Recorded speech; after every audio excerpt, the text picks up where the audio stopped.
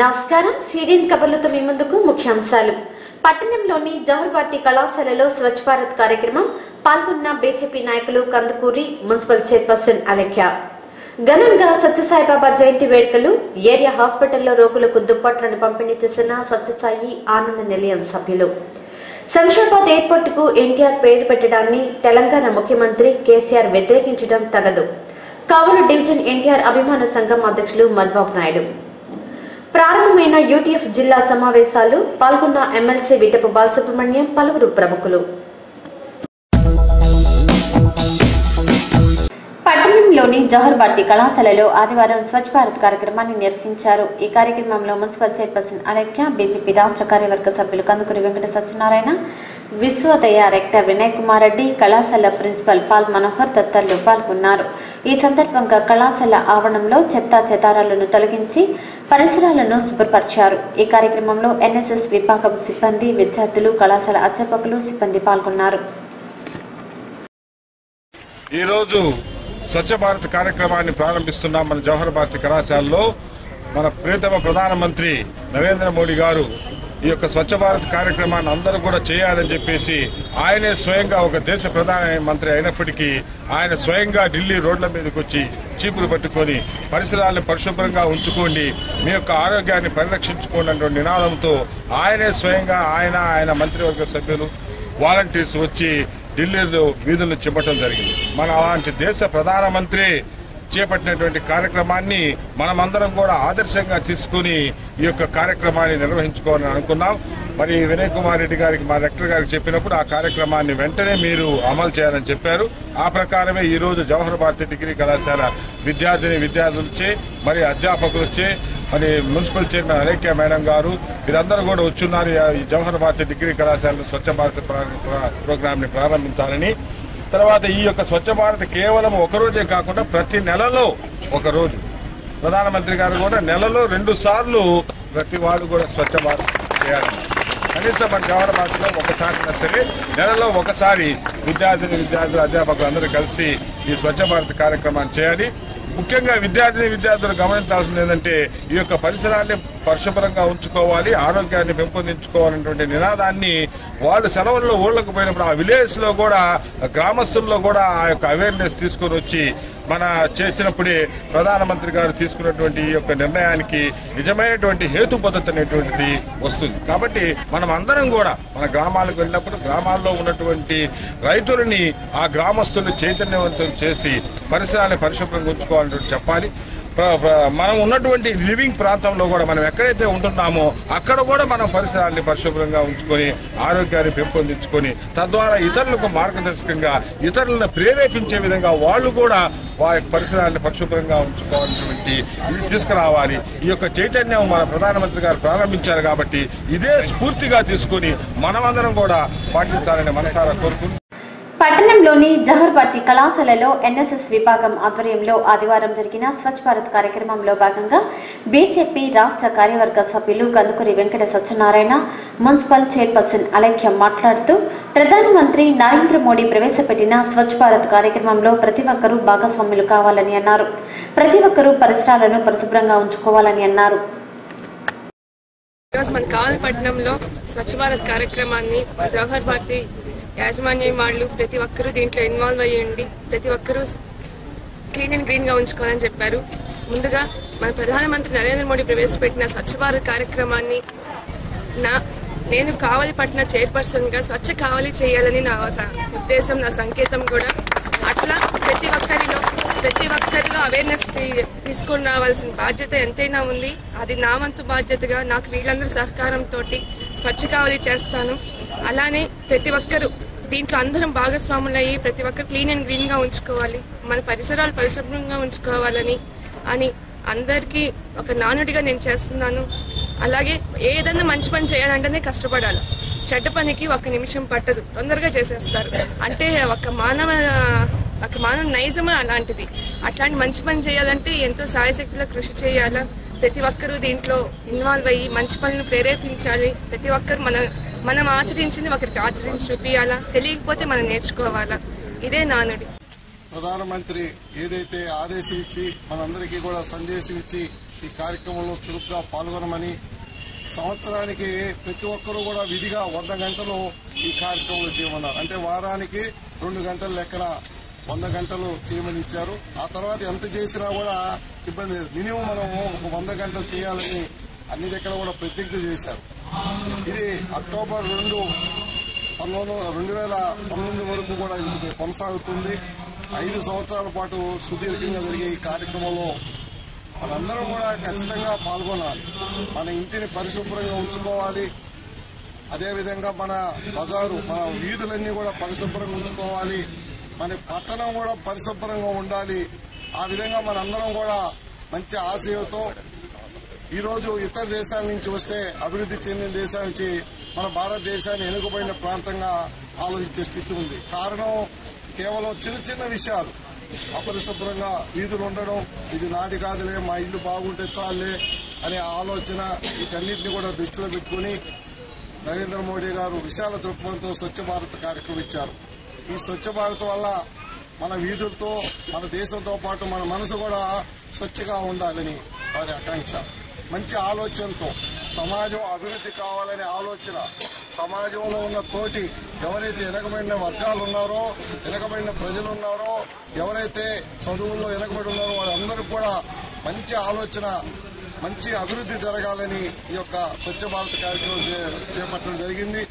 దీనికి దేశవ్యాప్తంగా మంచి ఆదరణ రోజు రోజుకు పెరుగుతూ ఉంది. అంతేగాక ప్రపంచంలో కూడా దీనికి మంచి గుర్తింపు వచ్చింది. ఇంతటి మహోన్నతమైన కార్యక్రమంలో ఈ రోజు మనందరం కూడా పాల్గొనడం, మీతో కూడా నేను కలిసి పాల్గొనడం చాలా సంతోషంగా ఉంది. కావలి పట్టణంలోని ట్రంక్ రోడ్లో ఉన్న విద్యుత్ దీపాలు వెలగకపోవడంతో ప్రజలు ఇబ్బందులకు గురవుతున్నారు. ఎన్ని లక్షల రూపాయలను ఖర్చు చేసి ఏర్పాటు చేసిన లైట్లు వెలగకపోవడంతో రాత్రి వేళలో ప్రజలు చీకట్లోనే రాకపోకలు సాగిస్తున్నారు. పట్టణంలో వీధి లైట్లు వెలగకపోవడం పట్ల మున్సిపల్ అధికారులకు ఎన్నిసార్లు విన్నవించినా ఫలితం లేకుండా పోతుందని పలువురు అంటున్నారు. అధికారులు ఈ విషయంలో మీనమేషాలను లెక్కించడం పట్ల ప్రజలు అసహనాన్ని వ్యక్తం చేస్తున్నారు. వీధి దీపాలు ప్రధానంగా ఉండే ట్రంక్ రోడ్డు రాత్రి వేళలో అంధకారంగా ఉంటుంది. అధికారులు స్పందించి ట్రంక్ రోడ్లో వీధి దీపాలు వెలిగేలా చూడాలని ప్రజలు విజ్ఞప్తి చేస్తున్నారు. భగవాన్ సత్యసాయి బాబా 89వ జయంతిని పురస్కరించుకుని ఆదివారం సత్యసాయి ఆనంద నిలయంలో బాబాకు ప్రత్యేక పూజలు నిర్వహించారు. అనంతరం స్థానిక ఏరియా వైద్యశాలలో రోగులకు దుప్పట్లను పంపిణీ చేశారు. ఈ కార్యక్రమంలో సత్యసాయి ఆనంద నిలయం సభ్యులు పాల్గొన్నారు. ఈ సందర్భంగా పలువురు మాట్లాడారు. ఓం శ్రీ సాయిరామ్. ఈరోజు భగవాన్ శ్రీ సత్యసాయి బాబా వారి 89వ జన్మదినోత్సవ వేడుకలు ప్రపంచవ్యాప్తంగా జరుపుకుంటున్నారు. అదేవిధంగా కావలి సమితిలో కూడా మేము ఈరోజు కార్యక్రమాలు జరుపుతున్నాము. ఉదయం నగర సంకీర్తన 8 గంటలకి ఆనంద సాయి నిలయం భజన మందిరంలో స్వామివారి పాదుకలకు పంచామృత అభిషేకం నిర్వహించాము. ఆ తర్వాత ఏరియా హాస్పిటల్లో 20 మంది పేషెంట్లకి దుప్పట్లు పంపిణీ చేశాము.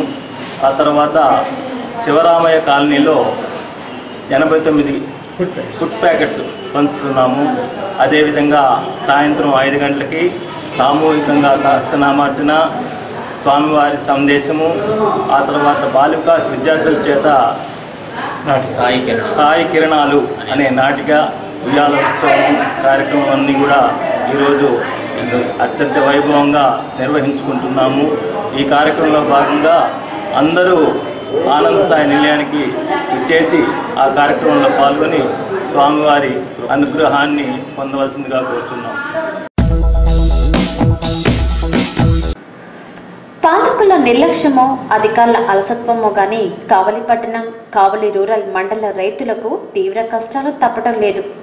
గత 3 సంవత్సరాల నుండి సరిగా వర్షాలు కురవక సోమశిల నుండి కావలి కాలువకు నీరు రాకపోవడంతో అన్నదాతలకు కష్టాలు తప్పటం లేదు.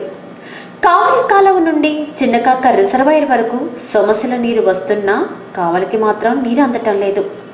ముఖ్యంగా కావలి మండలంలోని రైతులు నీరు అందుతుందని నారుమళ్లు పోసి నాట్లకు సిద్ధంగా ఉన్నారు. అధికారులు మాత్రం కావలి ప్రాంతానికి నీరు అందించలేమని తేల్చి చెప్పేశారు. రైతులు మాత్రం గత 3 సంవత్సరాల నుంచి పంటలు పండక అప్పులలో కూరుకుపోయామని ఆవేదన వ్యక్తం చేస్తున్నారు. కావలి ప్రాంత రైతులకు మద్దతుగా కొన్ని రాజకీయ పార్టీలు, మరికొన్ని రైతు సంఘాలు ఉద్యమాలు చేసి కావలికి నీరు వచ్చేందుకు కృషి చేస్తున్నాయంటున్నారు. కానీ పార్టీలు, సంఘాలు ఒక్క తాటిపైకి వచ్చి ఉద్యమాలు చేసి కావలి ప్రాంతానికి నీరు వచ్చే విధంగా చూసి రైతులను ఆదుకోవాలని, అలాగే అధికారులు కూడా కావలి ప్రాంత రైతులపై దృష్టి పెట్టాలని రైతులు కోరుతున్నారు.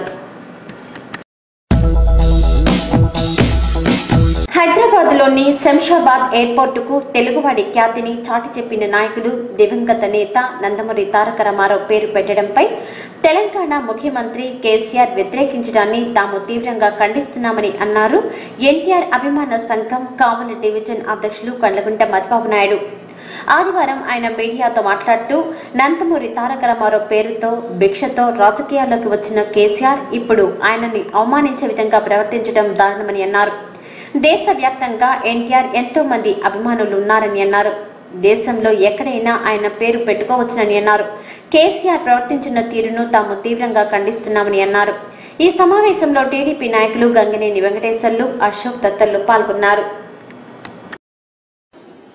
మన నేషనల్ ఫ్రంట్ చైర్మన్, జాతీయ రాజకీయాల్లో ఒక వెలిగిన నందమూరి తారక రామారావు గారు, ఆయన ఒక జాతీయ స్థాయిలో నేషనల్ ఫ్రంట్ని ఏర్పాటు చేసి ఆ రోజుల్లోనే ప్రధానమంత్రిగా ఆయన ఆశీస్సులతో ప్రధానమంత్రులైన సందర్భాలు ఉన్నాయి.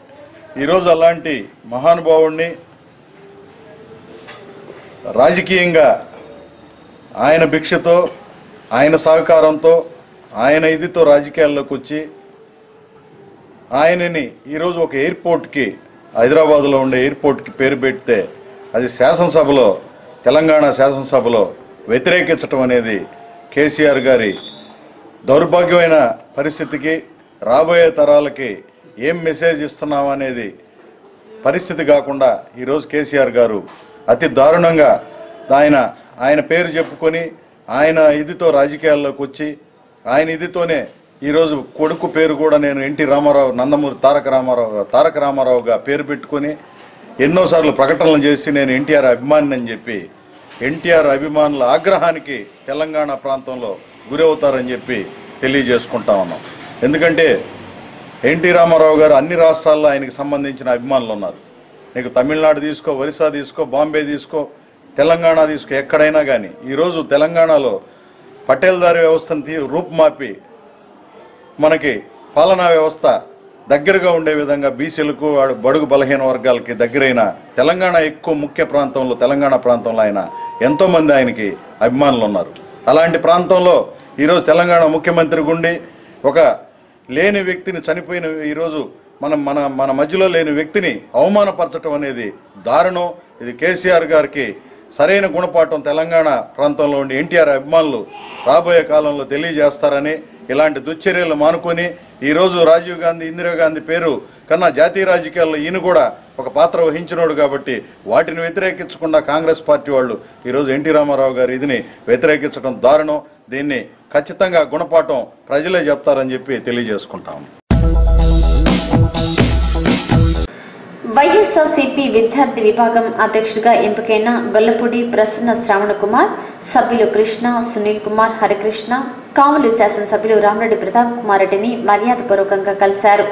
ఈ సందర్భంగా శాసనసభ్యులు ప్రతాప్ కుమార్ రెడ్డి మాట్లాడుతూ అనుబంధ సంస్థలను బలపరిచి తద్వారా పార్టీ బలోపేతానికి తన వంతు సహకారాన్ని అందిస్తానని అన్నారు.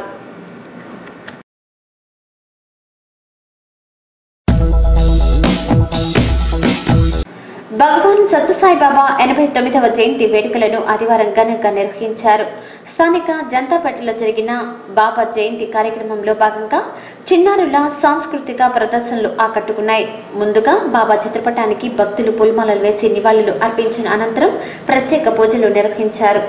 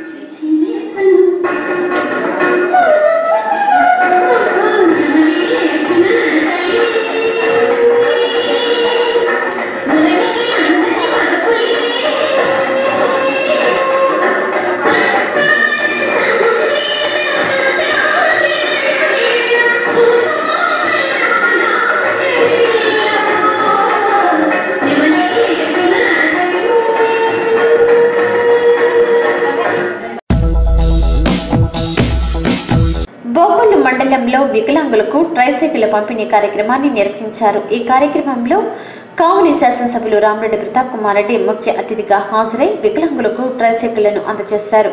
ఈ కార్యక్రమంలో ఆయన వెంట ఎంపీపీ, జెడ్పీటీసీ సభ్యులు తదితరులు పాల్గొన్నారు.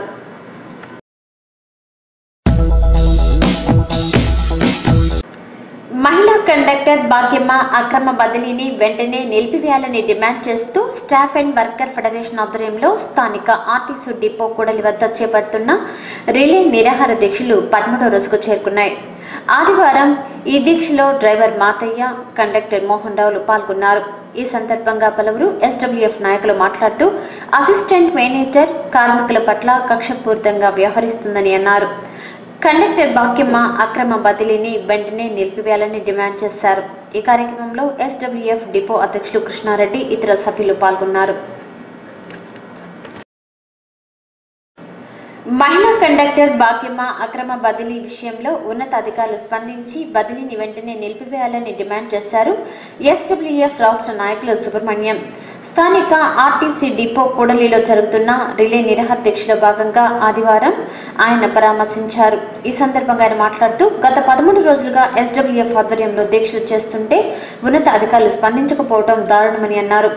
భాగ్యమ్మ అక్రమ బదిలీని వెంటనే నిలిపివేయాలని డిమాండ్ చేశారు. అనేక విషయాలు కూడా మన రేవంత్ కార్యదర్శి తెలియజేశారు.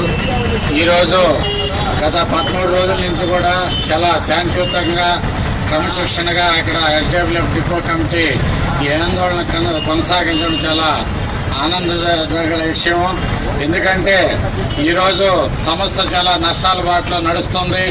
మనం ఈ యొక్క సమస్యని శాంతియుతంగా కొనసాగించాలనే పద్ధతుల్లో ఎస్డబ్ల్యూఎఫ్ డిపో కమిటీ కొనసాగిస్తుంది. అయినప్పటికీ కూడా ఆర్టీసీ యాజమాన్యం దీన్ని లెక్క చేయకుండా మీరు చేసుకోండి, ఏం చేస్తారనే పద్ధతుల్లో వ్యవహరించడం చాలా దుర్మార్గమైన చర్య. ఈరోజు భాగ్యం విషయం ఒకటే కాదు, కావలి డిపోలో అసిస్టెంట్ మేనేజర్ ట్రాఫిక్గా వచ్చినటువంటి ఈ యొక్క సిఐ గారు వచ్చినప్పటి నుంచి కూడా ఈ కావలి డిపో నష్టాల బాట పట్టింది. మొత్తం కూడా పారామీటర్స్ అన్ని కూడా పడిపోయినాయి. మొత్తం ఈ జిల్లాలో ఉన్నటువంటి 10 డిపోల్లో 2-3 స్థానాల్లో ఉన్నటువంటి డిపో ఈరోజు 10వ స్థానానికి నెట్టబడింది. దీనికి కారణం ఎవరు అనేది కూడా మనం అన్వేషణ చేయాలా. ఈరోజు కావలి పట్టణ ప్రజలకు అనేక గ్రామాలకి బస్సులు ఉండేవి, అనేక ఎక్స్ప్రెస్ బస్సులు కూడా ఈ పట్టణం నుంచి నడుస్తూ ఉండే. అన్ని కాలక్రమేణా కూడా ఇవన్నీ కూడా రద్దు చేయడం జరిగింది. ఈ డిపోకి రావడం ఇష్టం లేక ఎట్టయినా కూడా ఇక్కడి నుంచి బదిలీ అవ్వాలనే పద్ధతిలో ఈరోజు చాలా నష్టాల బాటని తీసుకోపోయేదానికి కృషి చేస్తా ఉంది. అధికారులు దీన్ని గ్రహించాలా. మొత్తం కూడా ఈరోజు కావలి డిపోలో ఉన్నటువంటి కార్మికులు మొత్తం కూడా అశాంతికి గురై ఉన్నారు. వెంటనే ఉన్నతాధికారులు జోక్యం చేసుకుని కానీ ఆమెని మీద ఏటు అయిపోతే రాబోయే కాలంలో ఎస్డబ్ల్యూఎఫ్ అన్ని యూనియన్లు కూడా కూడగట్టుకుని జరగబో ఆందోళనకి పూర్తి బాధ్యత కూడా యాజమాన్యం వహించాల్సి ఉందని కూడా హెచ్చరిస్తున్నాం. ఈరోజు ఆ ఒక మహిళా అధికారి కూడా మహిళా కండక్టర్ జరిగినటువంటి సంఘటనని సానుభూతితో పరిష్కరించాల్సింది పోయి ఆమె ఏదేదో పద్ధతుల్లో రెచ్చగొట్టి చేసినటువంటి సంఘటన. అధికారులు అసాల్ట్ జరిగినప్పుడు ఇద్దరిని బదిలీ చేయాల్సి ఉంటే ఏకపక్షంగా మహిళా కండక్టర్ని బదిలీ చేసి వాళ్ళు మేనేజ్మెంట్ సూపర్వైజర్కి సపోర్ట్ చేయడం చాలా దుర్మార్గమైన చర్య. ఈరోజు దీని మీద విచారణ జరిపించాలా. ఏదో తూతూ మంత్రంగా ఒక సూపర్వైజరు కంప్లైంట్ ఇస్తే అదే సూపర్వైజర్ చేత విచారణ జరిపించి దీన్ని కండక్టర్ బాధ్యతను రాయడం కూడా చాలా దుర్మార్గమైన చర్య. దీన్ని ఎస్డబ్ల్యూఎఫ్ రాష్ట్ర కమిటీ ఖండిస్తుంది. వెంటనే కూడా ఉన్నతాధికారులు జోక్యం చేసుకుని ఏదైతే బదిలీ చేసిన భాగ్యమని వెంటనే రివోక్ చేయాలా. పట్టణంలోని బృందావనం కాలనీలో ఆదివారం స్వచ్ఛ భారత్ కార్యక్రమాన్ని నిర్వహించారు. ఈ కార్యక్రమంలో మున్సిపల్ చైర్పర్సన్ పోతుగంటి అలైక్య పాల్గొన్నారు. ఈ సందర్భంగా కాలనీలోని పరిసరాలను శుభ్రపరిచారు. స్వచ్ఛ భారత్ కార్యక్రమంలో టీడీపీ నాయకులు పోతుగంటి శ్రీకాంత్, గాదంశెట్టి వేణుగోపాల్, బృందావనం కాలనీ నివాసులు పాల్గొన్నారు. ఈ సందర్భంగా పలువురు మాట్లాడారు.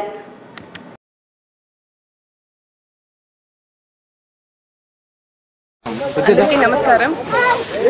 ఈరోజు స్వచ్ఛ భారత్ కార్యక్రమాన్ని పురోగమించుకొని ఈరోజు కావలి 13వ వార్డుకి చేయడం జరిగింది. అలాగే అది కూడా చైర్మన్ మా వార్డు అది. అట్లా బృందావన్ కాలనీ పిచ్చేస్తున్నాం. ఇక్కడ పరిసరాలు పరిశుభ్రంగా ఉంచుకోవాలనే ధ్యేయంతో ఇక్కడ కాలనీ వాసులు అందరూ ముందుకొచ్చున్నారు. ప్రతి ఒక్కరు పిల్లల దగ్గర నుంచి కూడా పెద్దవాళ్ళు అందరూ ఉత్సాహంగా పాల్గొని మొత్తం అవేర్నెస్ పెంచాలని చెప్పనని క్లీన్ అండ్ గ్రీన్గా మన కావలిని క్లీన్ అండ్ గ్రీన్గా ఉంచాలనే ధ్యేయంతో అందరం ఉన్నాం. అట్లే ప్రతి ఒక్కరిలో అవేర్నెస్ పెంచాలి. స్వచ్ఛ కావాలి అని మేము నిరూపించాలంటే ప్రతి ఒక్కరి నానుడి కావాలి. ప్రతి ఒక్కరూ దీంట్లో భాగస్వాములు అయ్యి స్వచ్ఛ కావాలని చేద్దాం. అలాగే మన ప్రధానమంత్రి ప్రవేశపెట్టిన నరేంద్ర మోడీ గారు ప్రవేశపెట్టిన స్వచ్ఛ భారత్ లాగా స్వచ్ఛ కావాలి నేను చేయాలని చెప్పనని నా ధ్యేయంగా ఇట్లా నాకందరూ వీళ్ళందరూ ఎంకరేజ్ తోటి నేను ముందున్నాను.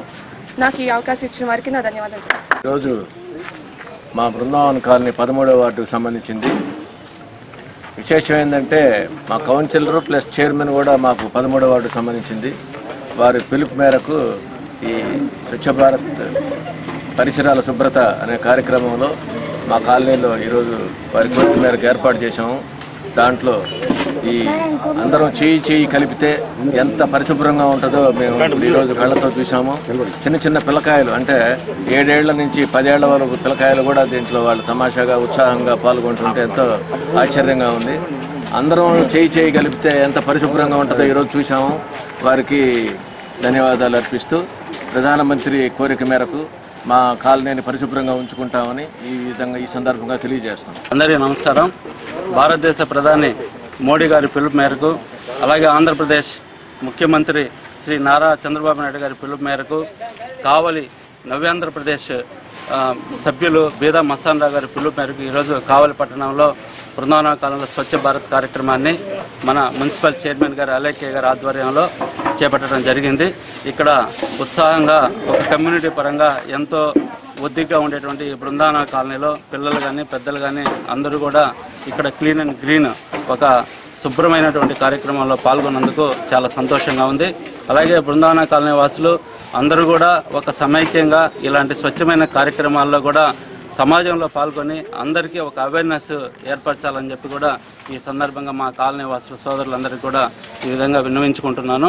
ఈ కార్యక్రమంలో శుభ్రంగా ఉండటం వలన ఆరోగ్యం అలాగే పరిశుభ్రతగా ఉండే అంటురోగాలు కూడా రాకుండా ఎన్నోటువంటి ఉపయోగకరమైన ఉన్నాయి. కాబట్టి ప్రతి ఒక్కరు కూడా స్వచ్ఛ భారత్ కార్యక్రమంలో పరిసరాలు శుభ్రంగా ఉంచుకోవాలని చెప్పి కోరుకుంటూ ఈ అవకాశం ఇచ్చినటువంటి మా బృందావన కాలనీ వాసులు 13వ వార్డు నాయకులకు అందరికీ కూడా నమస్కారాలు తెలియజేసుకుంటూ సెలవు.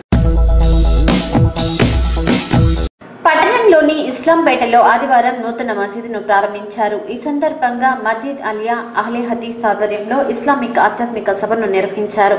ఈ కార్యక్రమంలో జమైతే అహ్లే హదీస్ రాష్ట్ర అధ్యక్షులు సయ్యద్ అహ్మద్ మదాని హాజరయ్యారు. ఈ ఆధ్యాత్మిక సభలో ముస్లిం సోదరులు భారీ సంఖ్యలో హాజరయ్యారు. ఈ సందర్భంగా పలువురు మాట్లాడారు.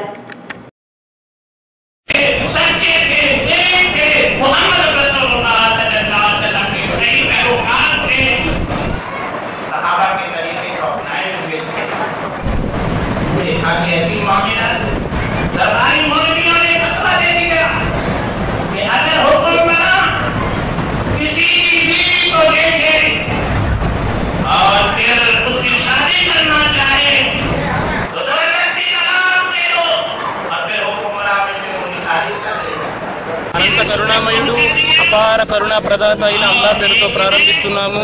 సోదరులారా, ఈరోజు నెల్లూరు జిల్లాలో కావలి పట్టణంలో ఒక నూతన మసీద్ యొక్క ప్రారంభోత్సవం జరిగింది. దీన్ని పురస్కరించుకొని ఒకరోజు ఆధ్యాత్మిక సభ పెట్టడం జరిగింది.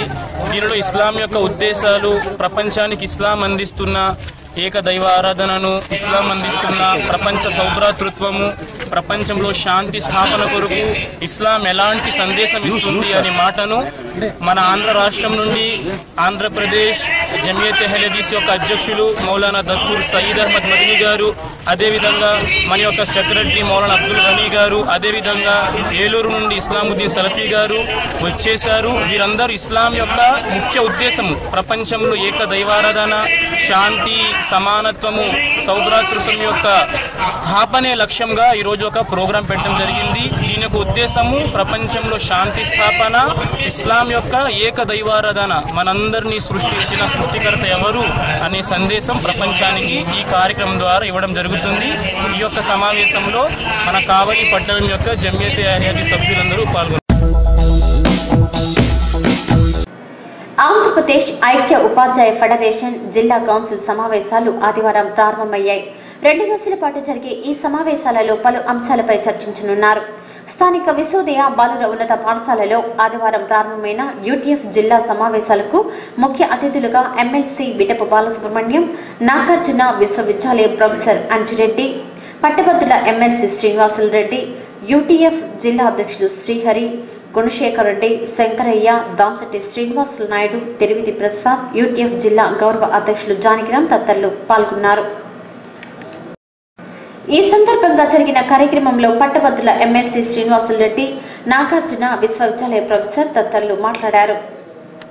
డిఎస్సి నోటిఫికేషన్ కోసం సెకండరీ గ్రేడ్కు డిఎడ్ ఎలిజిబిలిటీ అని చెప్పి కేంద్ర ప్రభుత్వం నిర్ణయించిన తర్వాత ఒక రాష్ట్రం డిఎడ్ బిఎడ్ అర్హత అన్నప్పుడు డిఎడ్ అర్హత అని తేల్చివేసిన సందర్భంలో ఈరోజు అనుమతి కోసం ఇచ్చిన నోటిఫికేషన్ పోస్ట్ పోన్ చేయడం, పోస్టులన్నీ కూడా తగ్గించేయడము, ఈ యొక్క యూపీ స్కూల్స్, హై స్కూల్స్ కావాల్సిన ఇంగ్లీష్ మీడియంకు కావాల్సిన ఈ యొక్క స్కూల్ అసిస్టెంట్ పోస్టులు దాదాపుగా 10,000 పైచీలకు ఉంటే కూడా వాటిని 2,000 వరకు పరిమితం చేయడము, చాలని పోస్టులతో ప్రపంచ ఉపాధ్యాయ దినోత్సవం రోజున కూడా జరిగిన నిపుణుల నేపథ్యం ఉపాధ్యాయుల మీద పెట్టుబడులు పెట్టండి, అన్ని భవిష్యత్ అభివృద్ధిని అన్ని రంగాల్లోన చూడండి అని చెప్పింది ప్రపంచ దేశాలు అనుకుంటున్న సందర్భంలో ఈరోజు అవసరమైన స్కూల్ అసిస్టెంట్ పోస్టులను మరొక 10,000 తీసుకొచ్చి బీఎడ్ వాళ్ళలో ఉన్న అశాంతిని అరికట్టవలసిన బాధ్యత రాష్ట్ర ప్రభుత్వం మీద ఉన్నది.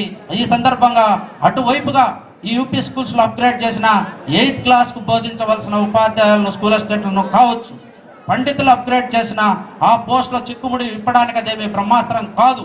రాజు తలుచుకుంటే కొరడా దెబ్బలకు కరువు అన్నట్టుగా ఇన్ని రోజులు వాటిని నానదీసి అటు ఇటు చేసి విద్యారంగంలో గందరగోళాన్ని సృష్టించి సంక్షోభాలను సృష్టించవలసిన అవసరమేమీ లేదు. వాటి వెంటనే కూడా ఆ చిక్కుముడిని విప్పవలసిన బాధ్యత ఉన్నది. ఇంగ్లీష్ మీడియం అదనపు పోస్టులు లేదే ఆ ఇంగ్లీష్ మీడియంకు అంత న్యాయం జరగదు అనే సందర్భంలో ఇంగ్లీష్ మీడియంకు ఎన్ని పోస్టులు కావాలి అనే కోణం నుంచి విద్యా హక్కు చట్టం పేర్కొన్న విధానంగా రావాలి. కానీ విద్యా హక్కు చట్టంలో చూసిన విధంగా రేషనలైజేషన్ ఎలా చేయొచ్చు, ఎలా నష్టం వాటిల్లొచ్చు అని చెప్పే విధానంతో మీరు ప్రారంభించారు. ప్రారంభాన్ని తప్పు పట్టడం లేదు. ఆధార్ కార్డులతో ఎక్కడైనా కానీ తప్పుడు విధానాలతో ఉండే వాటిని అన్నింటినీ కానీ ఎవరు తప్పులకు వెరసరు. కానీ నిపుణుల అభిప్రాయం, మేధావుల అధ్యయనం ఈ రాష్ట్రంలో ఇంకా కూడా 40,000 పైచిలకు ఉపాధ్యాయ పోస్టులు అవసరం. మున్సిపాలిటీలను విస్మరించడం, ఎయిడెడ్ విద్యా సంస్థలను వాటన్నిటిని కూడా శ్మశానాలకు పంపించే వైఖరులను వీటన్నిటిని విడనాడి రాష్ట్ర ప్రభుత్వం వెంటనే ఈ నూతన రాష్ట్ర ప్రభుత్వ విద్యారంగాన్ని నా భుజ స్కంధాల మీద వేసుకుంటాను అని చేసిన వాగ్దానం ఏదైతే ఉందో ఆ వాగ్దానాన్ని నిలబెట్టుకోవడానికి చిత్తశుద్ధిగా ముందుకు రండి. ఆంధ్రప్రదేశ్ ఏర్పడి 5 నెలలు గడిచింది. కొత్త రాష్ట్రంలో కొంత అభివృద్ధిలో కొత్త పోకడలు ఏమైనా ఉంటాయేమో అన్నటువంటి ఆశ నాకు కూడా కలిగిన మాట వాస్తవం. అయితే గత 5 నెలల అనుభవాన్ని కొంచెం జాగ్రత్తగా పరిశీలించినట్లయితే బహుశా నా ఆశ అవాస్తవికమైనటువంటి భ్రమయం ఉన్నటువంటి ఒక అభిప్రాయం నెమ్మదిగా కలుగుతూ ఉంది. దానికి కారణం ఏమిటంటే తిరిగి సమగ్ర ఆంధ్రప్రదేశ్లో ఏ తరహా అభివృద్ధి నమూనాను ఏ పార్టీ అధికారంలో ఉన్నా కొనసాగించిందో అదే నమూనాని యథావిధిగా కొనసాగించే నిర్ణయాలు మనకి గత 5 నెలల్లో సూచనప్రాయంగా కనిపిస్తూ ఉన్నాయి. సమగ్ర ఆంధ్రప్రదేశ్ విచ్ఛిన్నానికి మూల కారణం ఆర్థికాభివృద్ధి రాజధాని నగరంలో కేంద్రీకృతం కావటం, కేవలం ఆంధ్ర రాష్ట్రంలో జరిగిన ఆర్థిక పారిశ్రామిక అభివృద్ధి హైదరాబాద్ నగరంలో మాత్రమే కేంద్రీకరించబడటమే ఆంధ్ర రాష్ట్రం విచ్ఛిన్నం కావటానికి కారణమైందన్న ఒక వాస్తవాన్ని కనుక మనం గుర్తించినట్లయితే, కనీసం ఆంధ్ర రాష్ట్రం విభజనానంతరమైనా సరే దాని నుంచి ఒక గుణపాఠాన్ని మనం తీసుకుని ఉండేవాళ్ళం. అదేమిటంటే, ఈ నూతన రాష్ట్రంలోనైనా ఆర్థికాభివృద్ధి ఒకే రాజధాని నగరంలో కేంద్రీకరించబడరాదు. ఆర్థికాభివృద్ధి అనేది నూతన నవ్యాంధ్ర రాష్ట్రంలో వికేంద్రీకరించబడే రీతిలో ప్రభుత్వ పాలనా నిర్ణయాలు ఉండాలి. సిటిఎన్ కబుర్లు నేటికి సమాప్తం.